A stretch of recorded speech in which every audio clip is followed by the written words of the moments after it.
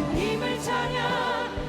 거친 길을 걸어갈 때도 아멘. 거친 길을 걸어갈 때도 험한 산이 앞을 막아도 빛 대신 주님의 그 두 손이 대신 주님의 두 손이 우리를 붙드십니다. 아멘. 주의 마음이 닿은 내 삶에 저민 슬픔을 씻으시는 주님을 찬양. 주님을 찬양. 주 이름을 조심히 다해서 찬양합시다. 거친 길을 걸어갈 때도 험한 산이 앞을 막아도 그 대신 주님의 두 손이 나를 붙드네. 주의 마음이 닿은 내 삶에 저민 슬픔을 씻으시는 주님을 찬양. 우리 두 손 높이 들고 고백합시다. 아멘 아멘. 거친 길을 걸어갈 때도 험한 산이 앞을 막아도 그 대신 주님의 두 손이 나를 붙드네. 주의 마음이 닿은 내 삶에 저민 슬픔을 씻으시네. 주님을 찬양. 우리 마지막 힘을 다해 거친 길을 걸어갈 때도 험한 산이 앞을 막아도 빛 대신 주님이 대신 주님의 두 손이 나를 붙드네. 주의 마음이 닿은 내 삶에 저민 슬픔을 씻으시는 주님을 찬양. 주 이름을 찬양. 주님을 찬양. 주님을 찬양. 주 이름을 우리 한 번 더 고백합시다. 주님을 찬양. 주님을 찬양. 주 이름을 찬양하네. 아멘. 주님께 모든 영광의 박수 올려드립니다. 아멘. 일곱 번째 질문, 왜 의심하였느냐? Why do you doubt? Why are you doubting? 이라고 해서 왜 의심하였느냐? 왜 의심하였느냐? 라는 제목으로 말씀 전합니다. 의심이라고 하는 오늘 주제를 생각하다 보니까 뜬금없이 재밌는 의심에 대한 예전에 들었던 강연이 떠올랐습니다. 교도소 강연을 많이 다니는 강사가 했던 강연 중에 나왔던 얘기인데요. 뭐 남자 교도소도 가고 여자 교도소도 가는데 여성 교도소에 가보면 특별히 살인이라든지 이런 중범죄, 살인이죠. 살인을 하고 무기수나 사형수가 되면 명찰이 이 죄수번호와 명찰이 빨간색이라고 그래요. 그래서 그 빨간 명찰은 1급 살인을 하고 들어와서 이렇게 무기수가 되거나 사형수가 된 경우인데, 남자 교도소에 가서 이 살인을 하는 사람을 보면 대부분 타인을 그렇게 살해를 하고 들어오는데, 여성들의 살인은 거의 압도적으로 친족 살해라고 그래요. 친족 살해. 그 중에서도 압도적으로 누굴 죽이냐면 남편을 죽인다는 거예요. 심각한 내용입니다. 남편을 거의 대부분 남편 죽이고 들어온답니다. 그래서 그 강사가 신신당부를 합니다. 아내가 밥을 차려 식탁에 올려놓아도 절대로 먼저 먹으면 안 된다. 아내가 먹는 걸 보고 잠시 기다려 아무 문제가 없는 게 확인되면 그때 숟가락을 떠야지.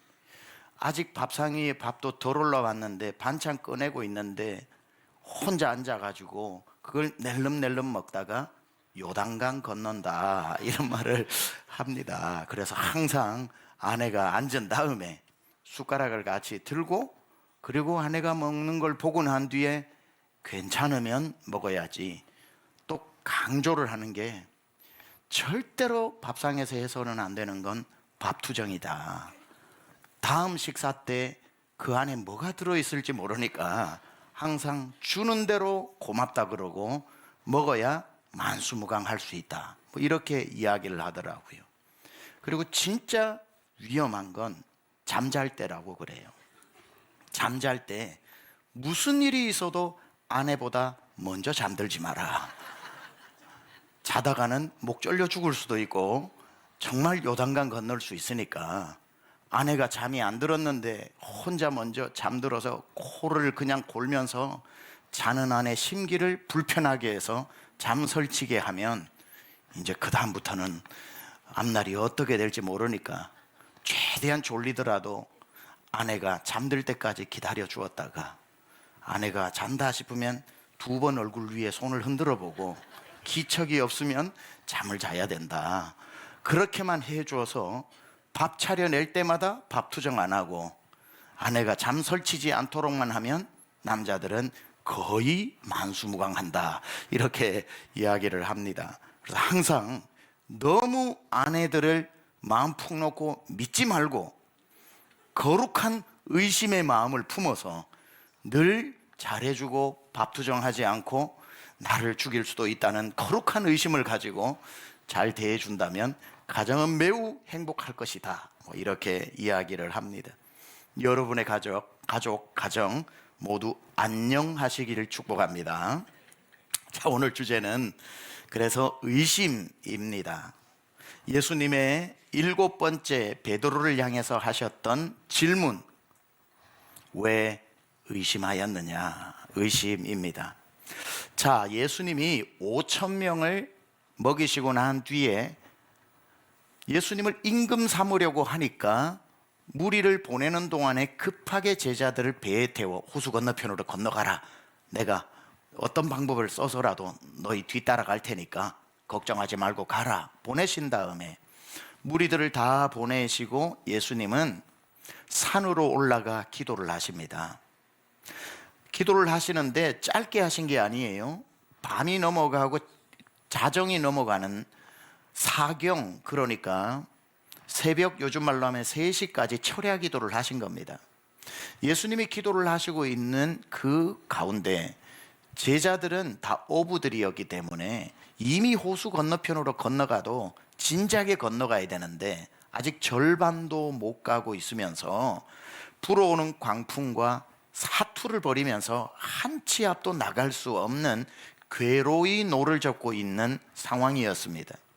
기도하시던 예수님이 신적인 영안으로 제자들이 괴로이 노를 젓고 있다는 것을 아시자마자 기도를 멈추시고는 다른 배를 수소문해서 타시지 않고 얼마나 급하셨던지 한 번도 하지 않으셨던 물 위를 뛰다시피 해서 걸어서 괴로이 노를 젓고 있는 제자들에게 달려가시는 장면입니다.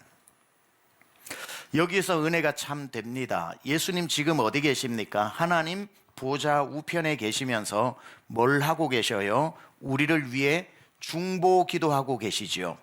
예수님은 당신의 자녀들이 고난받고 있는 것을 위해 기도하고 계시다가 고난의 한가운데 빠졌을 때에 우리에게 영적으로 한 걸음에 달려와 우리를 살려주시는 분인 줄 믿습니다. 예수님은 여기에서 기도하셨지만 제자들이 괴로이 노를 젓고 있는 걸 다 알고 계신 것처럼 여러분이 어떤 괴로움 속에서 힘들어하고 있는지 우리 주님 다 아시는 줄 믿습니다. 자, 예수님이 그렇게 급하게 제자들을 향해 물리를 뛰다시피 해서 걸어오는 그 상황을 괴로이 노를 젓던 제자들이 멀찍이 보다 보니까 예수님인 듯 하기도 하고 아닌 듯 하기도 한데 한 번도 못 본 물 위를 걸어오니 예수님일 리가 없다 생각을 하고 그들이 한 목소리로 뭐라고 외치냐면 유령이 나타났다라고 외치기 시작합니다. 그러자 예수님이 그 풍랑 너머에서 바람 소리를 가르고 하시는 말씀이 아니다, 내니 두려워하지 마라, 내가 너희 스승 예수다 라고 말을 했는데 풍랑 소리가, 바람 소리가 얼마나 거센지 제자들의 귀에까지 선명하게 가닿지 않았던 것 같아요. 예수님이 나라니까 하고 모습을 보여주었음에도 불구하고 이 파도가 얼마나 크게 넘실거렸는지 예수님이 명확히 보이지도 않았던 것 같아요.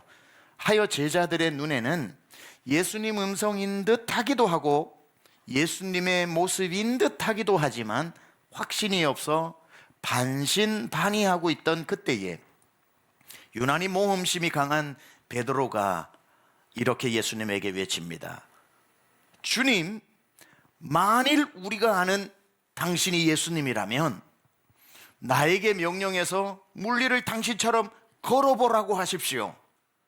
만약에 제가 걸을 수 있다면 제가 예수님께로 가서 예수님임을 확인하겠습니다 라고 그렇게 모험심 많은 베드로가 부탁을 하자 우리 주님께서 가만히 있어라, 내가 가면 된다 라고 하셔도 되는데 오라, come to me, 오라고 말씀을 하시고 그 소리에 베드로는 배에서 나와 물리를 걷다가 낭패를 당하는 이야기가 오늘 본문에 나옵니다. 오라 하시니 베드로가 배에서 내려 물 위로 걸어서 예수께로 가되 바람을 보고 무서워 빠져가는지라 소리질러 이르되 주여 나를 구원하소서 하니 예수께서 즉시 손을 내밀어 그를 붙잡으시며 이르시되 믿음이 작은 자여 왜 의심하였느냐 하시고 배에 함께 오름에 바람이 그치느니라. 믿음이 작은 자여 왜 의심하였느냐, 왜 의심하였느냐. 오늘 7번째 예수님의 질문, 왜 의심하였느냐. 자, 그런데 예수님이 물에 빠진 베드로를 보고 왜 의심하였느냐고 말씀하시는 게 좀 특이한 겁니다. 여러분은 특이하셨습니까? 아니, 물에 빠졌는데 왜 의심했다고 할까요? 왜 두려워하느냐라고 해야 되지 않겠습니까? 그게 더 맞을 것 같은데 예수님은 베드로가 물에 빠진 게 의심 때문이라고 진단하신 거죠. 왜 의심을 했는데 물에 빠졌을까? 그렇다면 예수님이 사용하시는 의심이라고 하는 단어는 어떤 의미가 있길래 의심하면 물에 빠지는 것일까? 예수님이 사용하시는 의심이라는 단어를 살펴볼 필요가 있겠죠. 자, 헬라어에서 의심이라고 할 때는 디스타조라고 합니다. 디스타조. 왜 네가 디스타조 하느냐 이렇게 말씀하셨는데 디스타조의 의미를 풀었으면 이런 뜻입니다. 마음이 둘로 나뉘어 혼란해진 상태, 이런 겁니다. 마음이 둘로 나뉘어 혼란한 상태. 따라서 이렇게 풀어서 예수님의 말로 옮겨보면 이겁니다. 베드로야, 네 마음이 왜 갑자기 둘로 나뉘어져서 혼란해져서 물에 빠져들어가느냐, 이 말이거든요. 그러니까 베드로의 마음이 원래는 하나였다는 거예요.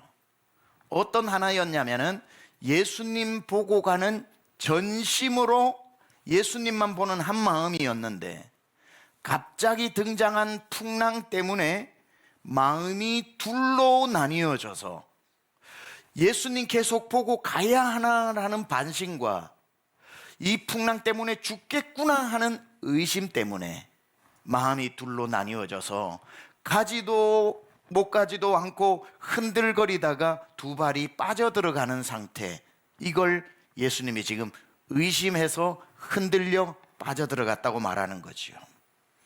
베드로의 마음이 예수님 반쪽, 풍랑 반쪽으로 둘로 나뉘어진 것, 예수님이 그럼에도 불구하고 날 살려주실 거야 라고 하는 반쪽짜리 믿음과 아니야, 이 정도면 풍랑이 날 죽일 거야 라는 반쪽짜리 믿음을 가지고 마음이 갈라진 상태. 정신을 차리고 예수님 보면 살 것도 같고 정신줄을 놓고 풍랑을 보면 죽을 것도 같아서 이러지도 저러지도 못하는 갈라진 마음의 상태를 예수님은 책망하고 계시는 거예요. 자, 그런데 사람이 물리를 걷다가 풍랑이 오는데 안 두려워할 수 있습니까? 여기 안 두려워하실 분 계십니까? 아니, 풍랑이 몰아치는데 두려운 건 사실이죠. 그래서 예수님은 우리가 풍랑을 보고 두려워했다고 야단치시는 분은 아니에요. 그런데 풍랑을 보고 두려워한다고 다 야단치시는 게 아니라 쳐다보면 안 되는 풍랑을 봤을 때는 야단치셔요. 어떤 풍랑은 야단을 안 치셔. 어떤 풍랑은 쳐다봤다고 야단을 안 치셔. 근데 어떤 풍랑은 쳐다보면 야단 맞는 풍랑이 있어요. 어떤 풍랑이 야단 맞는 풍랑인가? 바로 두 번째 풍랑입니다. 설명이 필요하겠죠? 두 번째 풍랑이 뭔가? 자, 예수님은 첫 번째 풍랑 보고 놀랄 때는 놀라지 말라 하고 진정시켜 주셔요. 근데 두 번째 풍랑 보고 놀라면은 왜 두려워하냐고 책망하셔요. 자, 보세요. 베드로가 배 안에서 괴로이 노를 저을 때에 풍랑이 있었나요, 없었나요? 이미 풍랑이 있었죠. 풍랑을 보고 두려워하여 괴로이 노를 젓고 있으니 그 모습을 보고 예수님 한 걸음에 물리로 달려오셨죠. 내니 두려워하지 말라라고 안심시키면서 풍랑 보고 두려워하니 야단치셨나요? 아니면은 위로하셨나요? 위로하셨죠. 그러니까 풍랑 봤다고 다 야단 맞는 게 아니에요. 그러고 난 뒤에 베드로가 풍랑을 보고서도 예수님이 오시니까 예수님이다 하고 풍랑 안 보고 예수님 보니까 물리를 걷게 되었죠. 물리를 걷다가 다시 풍랑을 보고 빠지는 거예요. 다시 그 풍랑은 배 안에 있었던 풍랑하고 같은 풍랑입니다. 그렇죠? 그리고 베드로는 이미 그 풍랑의 문제를 이기고 배 밖으로 나왔던 이겨버린 풍랑이에요. 그리고 걷다가 똑같은 풍랑 앞에 다시 져버리는 두 번째 풍랑을 보고 두려워할 때는 야단을 맞는 풍랑이다, 이 말이죠. 우리가 그렇습니다. 여러분, 우리가 죄를 짓는다고 다 예수님이 화내시고 우리를 죽이겠다고 하시지 않으셔요. 우리가 약해서 살고자, 아니면 알고 모르고 의도적으로 비의도적으로 연약하니까 죄를 지었을 때 회개하면 주님 책망 안 하시고 그래 용서해 주마 하고 우리 죄를 용서해 주십니다. 그런데 책망받는 죄는 뭐냐면 그렇게 회개해서 용서받아 놓고 아무 일도 없었다는 듯이 또 그런 죄를 지을 때, 한 번 용서함을 받고 그 후에 전혀 변화가 없이 똑같은 일을 반복하고 있을 때 주님 그때 죄는 무섭게 책망하시는 거예요. 자, 오늘 여러분 말씀 듣는 중에 계속해서 이길 수 없이 여러분을 괴롭히고 반복해 오고 있는 죄가 있다면 오늘 이 시간 다 끊어지기를 축복합니다. 자유함을 얻으시기를 축복합니다. 자, 다시 현장으로 가서 배 안으로 들어가 봅시다. 그리고 베드로가 되어서 여러분이 베드로의 시선으로 이 문제를 한번 다시 보겠습니다. 자, 시선이라고 했습니다. 배 안에 있는 베드로에게 제일 먼저 보였던 건, 자, 풍랑과 예수님 두 가지 가지고 질문 드립니다. 배 안에 있던 베드로에게 제일 먼저 보였던 건 예수님입니까? 풍랑입니까?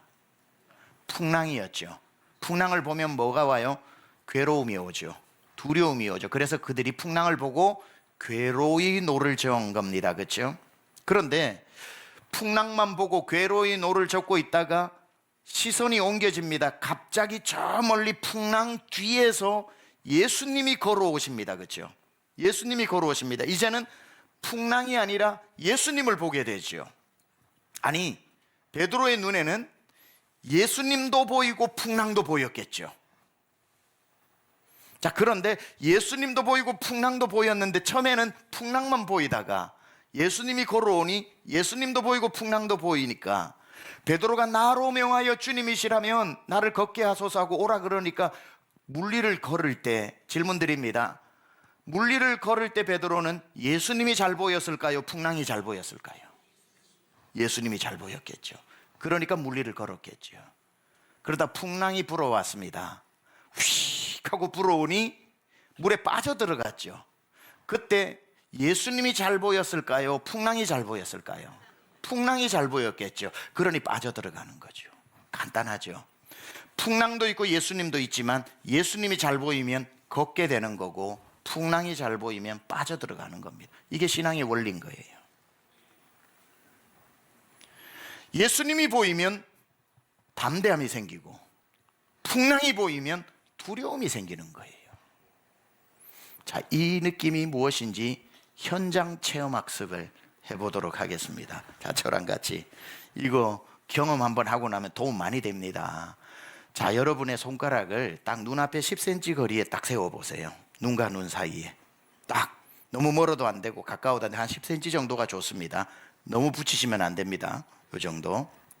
자, 그런 다음에 이 여러분 앞에 있는 손가락이 풍랑이라고 생각을 하고 문제라고 생각하고요. 제가 예수님은 아닙니다만은 그냥 시뮬레이션 하는 겁니다. 제가 예수님이라고 생각을 하고, 자, 여러분 일단은 손가락에 초점을 맞춰 보세요.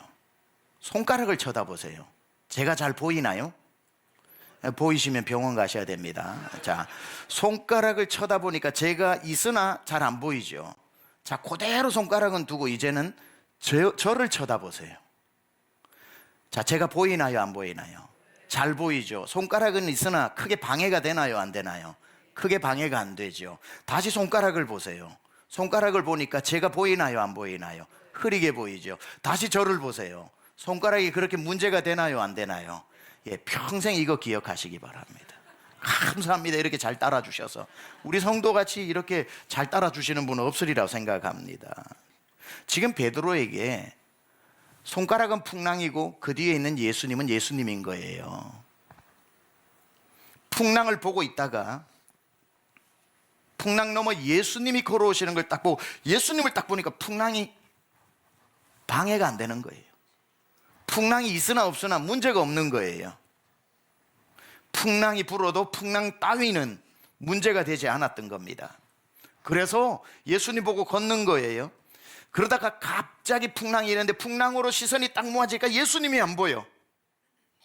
풍랑하니까 금세 무슨 일이 일어나요? 풍랑을 보니까 빠져들어가는 거예요. 30절에 이렇게 나옵니다. 바람을 보고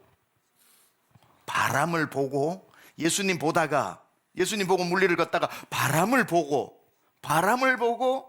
보니 무서워 빠져들어가는지를. 문제를 보면 무서워 빠져들어가는 겁니다. 예수님에게서 문제로 시선이 옮겨지면 그 문제를 보고 빠져들어가는 거죠. 빠져들어가다가 아차, 내가 미쳤구나, 내가 시선이 잘못됐구나, 내가 바람을 보니까 빠져들어가는구나. 베드로가 그래도 괜찮은 사람입니다. 빨리 정신 차리고 어디를 봤어요? 예수님께로 시선을 옮기면서 예수님을 향해 소리를 지릅니다. 그게 30절 하반절이에요. 소리 질러 이르되 주여 나를 구원하소서. 지금 누구 보고 있는 겁니까? 예수님 보고 있죠. 주여 주여 나를. 예수님으로 다시 시선을 고정시키니까 그 다음 구절이 뭐예요? 32절에 배에 함께 오르사 바람이 그치는지라. 자, 우리 앞에 예수님이 계시고 문제가 있고 베드로가 풍랑이라는 문제를 보니까 빠져들어갔습니다. 두려워서. 아차, 예수님이지 하고 쳐다보니 예수님 날 도와주세요 하니까 예수님 건져주셨습니다. 배 안으로 안전한 곳으로 데리고 가셨습니다. 내 인생의 문제의 바람이 잔잔해졌습니다. 예수님 보면 살고 문제 보면 죽는다, 그 말씀인 거예요. 절대로 내 마음이 둘로 나뉘어지는 상태가 의심이라고 했는데 예수님 보고 전심으로 따라다니다가 문제 하나 툭 들어오면 반심이 되어가지고 내가 세상 붙잡아야 할지 예수님 붙잡아야 할지, 세상 보고 근심해야 할지 예수님 봐야 할지, 이것도 놓지 못하고 이것도 놓지 못하다가 물에 빠져 죽는 의심의 마음, 반심의 마음이 아니라 어떤 문제가 와도 나는 이걸 바라보지 않고 예수님을 바라보면 앞에서 흔들어도 난 예수님만 보이는 거예요. 그러면 살 줄 믿습니다. 살다 보면 우리가 아무리 믿음이 좋아도 어떻게 예수님만 보겠습니까마는 예수님 보고 앞으로 가다가 문제 들으면 문제도 보죠. 그래도 아니 예수님 봐야지 하다가 이제 하고 또 보겠죠. 그걸 뭐라는 게 아닙니다. 그건 사람이면 당연히 문제가 생기면 문제 보게 되고 문제 때문에 걱정하고 문제 때문에 하겠지만 제가 여러분에게 예수님을 보라고 말씀드리는 거는 그래도 결국 제일 마지막에 최종 시선은 예수님께로 향해야 된다는 거예요. 보다가도 아니야 예수님, 잠시 시선을 빼앗겼다가도 아니지 예수님 하고 예수님을 쳐다보면 산다, 이 말이죠. 자, 베드로의 시선을 따라간다고 그랬는데 한번 보세요. 맨 처음에 배 안에서 예수님 기도하고 계실 때에 뭘 봤죠? 풍랑부터 봤죠. 괴로움이 찾아왔죠. 예수님 봤죠. 담대함이 생겨 물리를 걸었죠. 풍랑을 다시 봤죠. 빠져들어가 죽을 것 같았죠. 주여 하고 예수님 봤죠. 살아나고 문제 해결됐죠. 베드로의 시선, 풍랑 예수님, 풍랑 예수님. 결국 마지막 시선 처리는 예수님. 결국 마지막 바라보는 분은 예수님. 그러니 살아나더라 이거예요. 믿음의 주요 온전케 하시는 이 예수를 바라보자. 영어에 예수님께 시선을 고정하라는 말이 Fix your eyes upon Jesus입니다. Fix가 고치다는 뜻도 있고 고정시키다는 뜻도 있는데, 모름지기 성도는 Fix, 고정시켜라. Your eyes, 너의 눈을 어디? Upon Jesus, 예수님께 눈을 고정시키고, 아무리 흔들어도, 아무리 누가 끌고 가도, 아무리 나를 이래도 내 눈은 주만 바라보는 겁니다. 살게 되는 줄 믿습니다. 의심이란 뭐라 그랬습니까?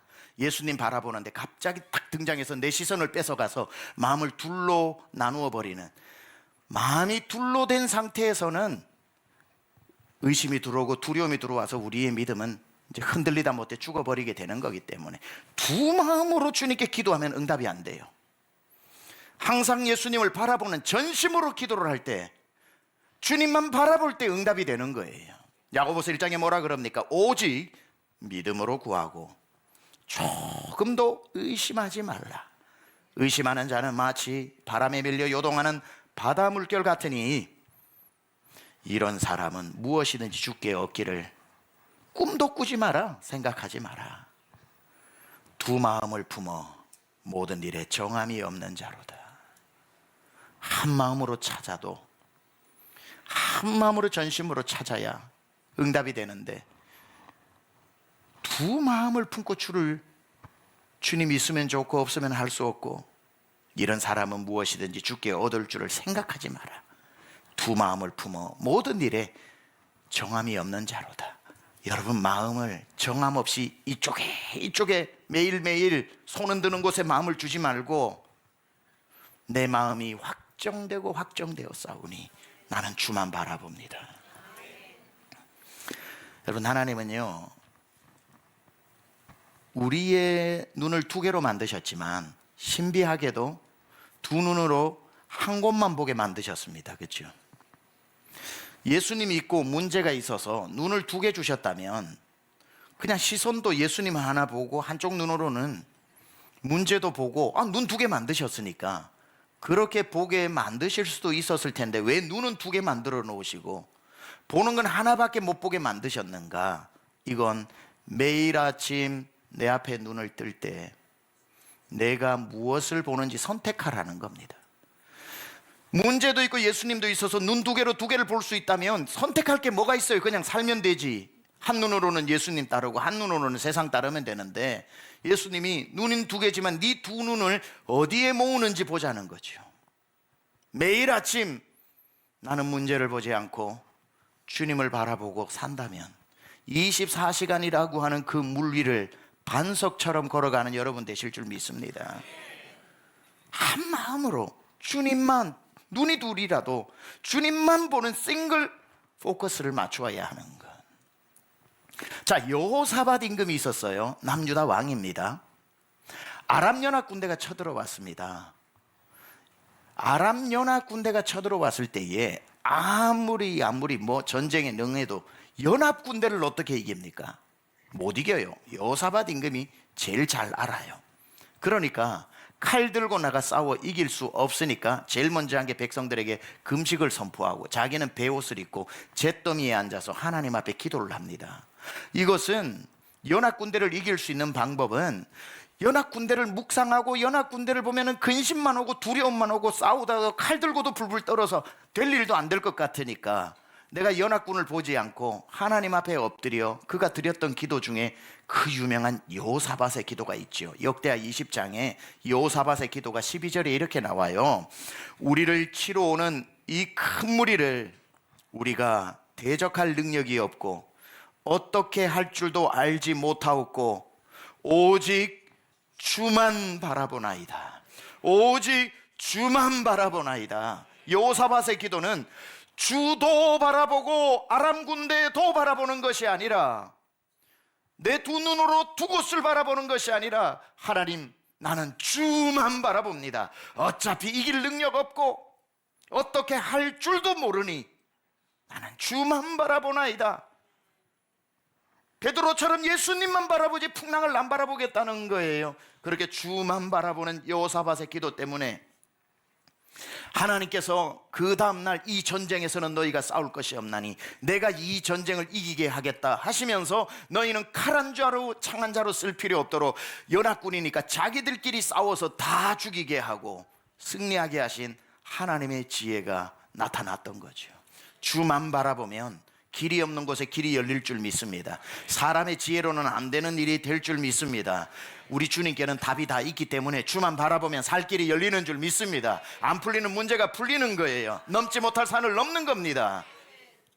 주만 바라볼 때 물리를 걷는 것이고, 풍랑을 바라볼 때 물에 빠져 죽어가는 거예요. 뭘 볼지는 간단하죠. 매일 아침 일어나서 너의 두 눈으로 누구를 볼지를 결정하라고 말씀하시는 거예요.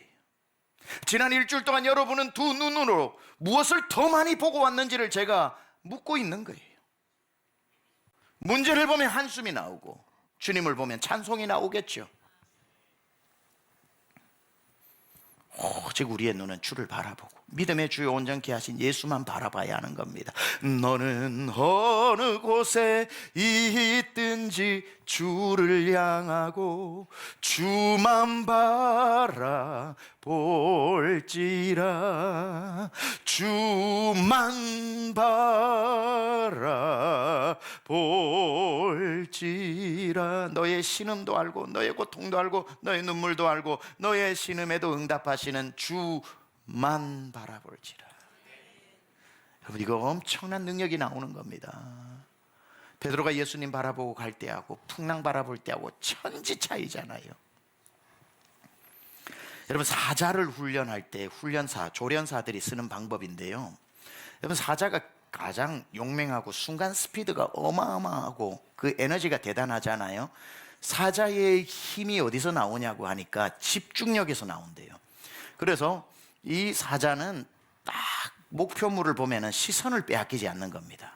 딱 숨어서 보고 있다가 자기의 가장 빠른 순간 스피드가 맥시멈에 이른 사정거리에 딱 들어왔을 때 딱 뛰어나가가지고 잡아채는 거예요. 그러니까 집중력 하나를 바라보면은 딴 데 시선이 빼앗기지 않는, 여기에서 힘도 나오고 스피드도 나오고 두려움 없는 용맹도 나오는 거예요. 근데 이 사자를 사람이 어떻게 조련을 하냐 이 말이에요. 딱 앞에 서 있으면 그냥 먹히는 거죠. 그러니까 사자를 조련을 할 때, 그래서 사자에게 이 힘을 빼야 사자를 조련할 수 있다고 그래요. 그래서 조련사들이 의자에 딱 앉았다가 사자를 보다가 제일 먼저 하는 일이 뭐냐면은, 사자가 묶여 있겠죠. 이렇게 하고 있었겠죠. 싹 해가지고 일어나서 자기가 앉아있던 의자를 끌고 와서 사자 앞에 딱 가서 딱 다리 4개를 보여준대요. 그러면 하나의 목표물이 갑자기 4개가 된 거예요.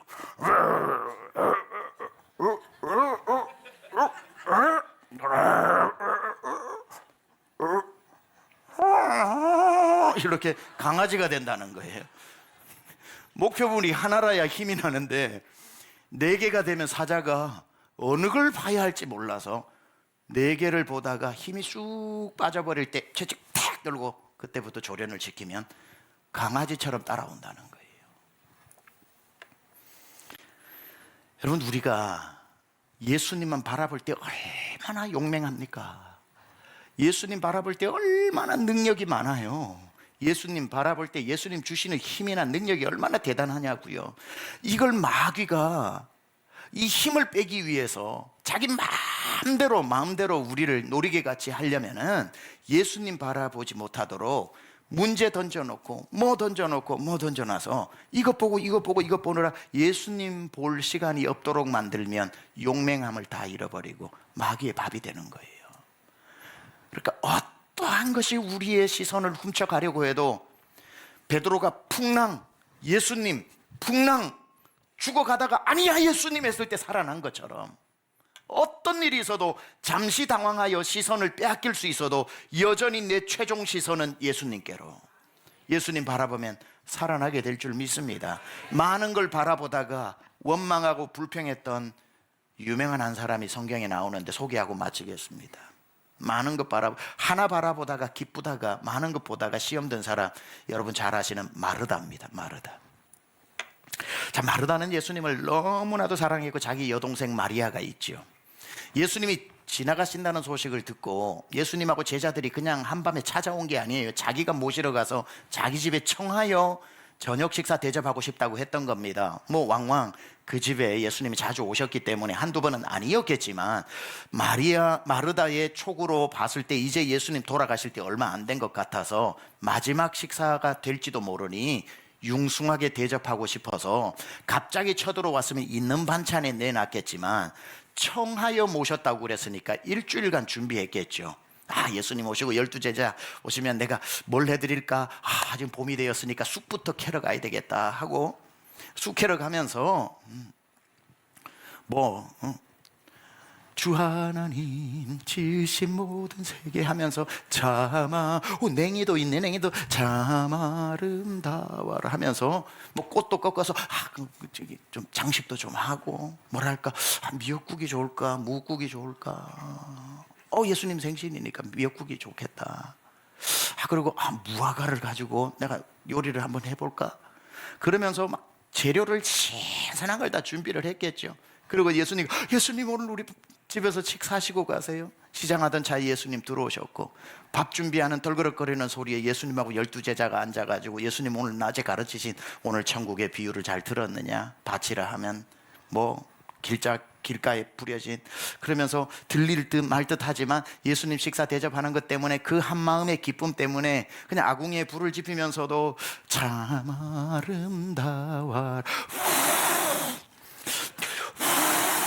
주님의 세계, 얼마나 기뻤겠어요. 얼마나 기뻤겠어요.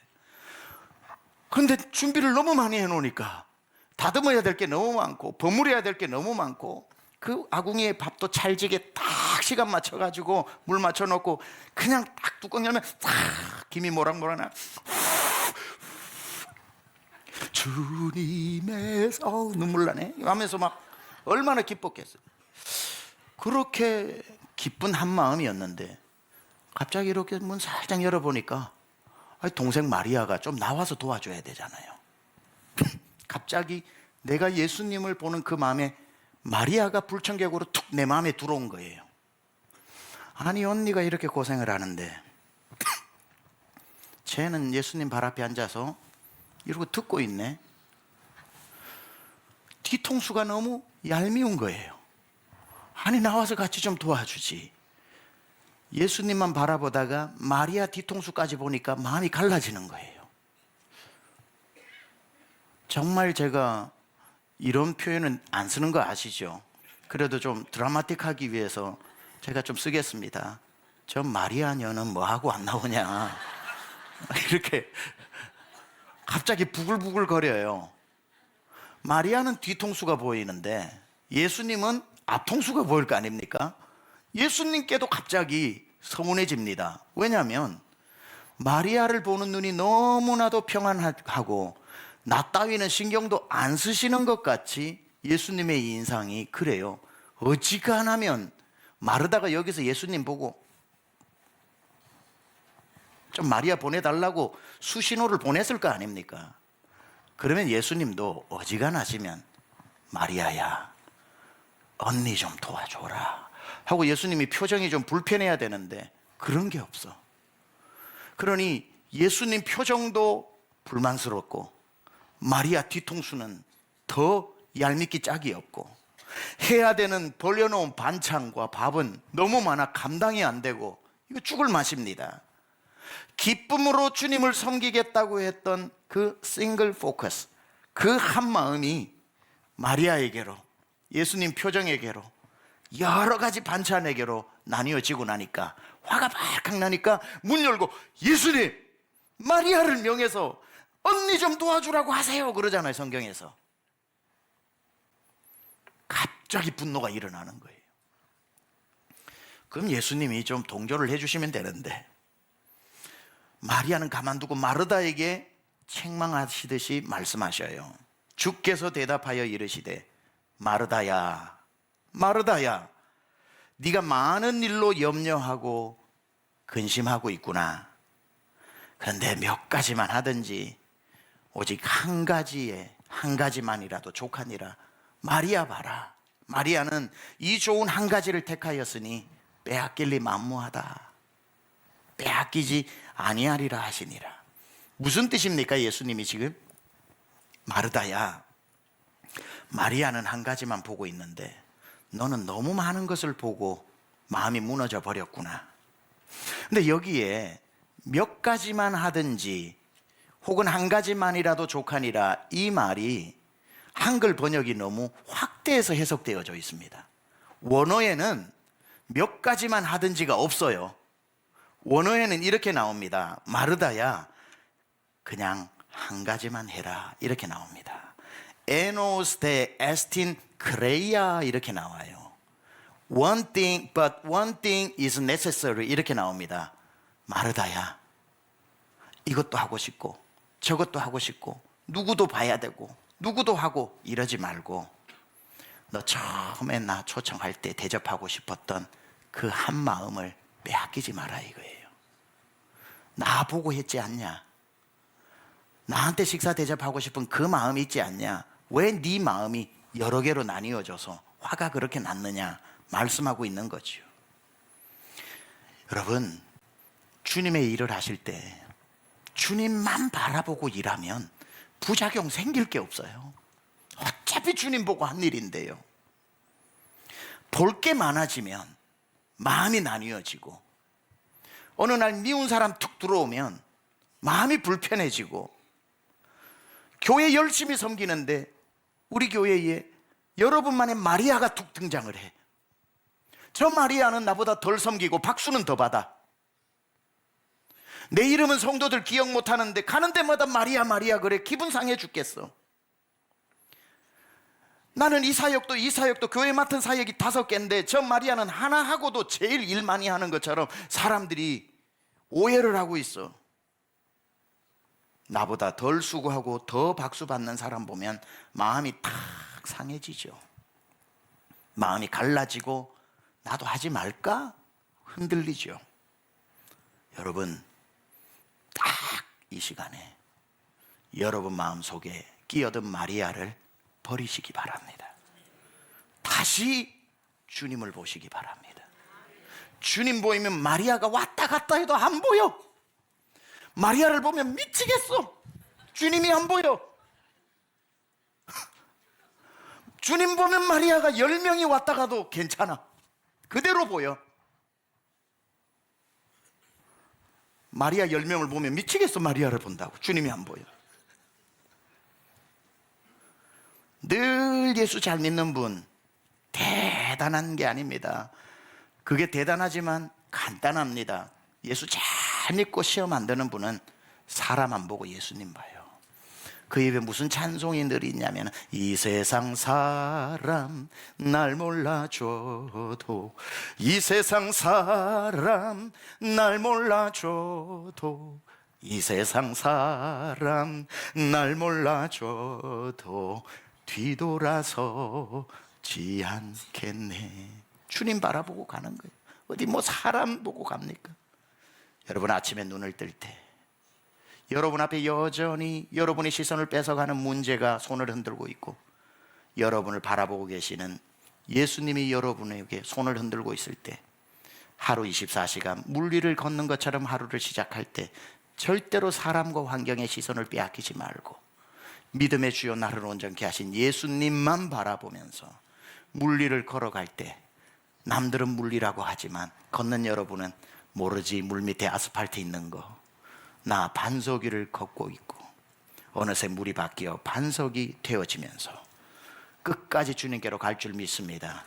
여러분의 흐트러진 시선을 다시 예수께로 돌리는 저와 여러분 되기를 우리 주님의 이름으로 축원합니다.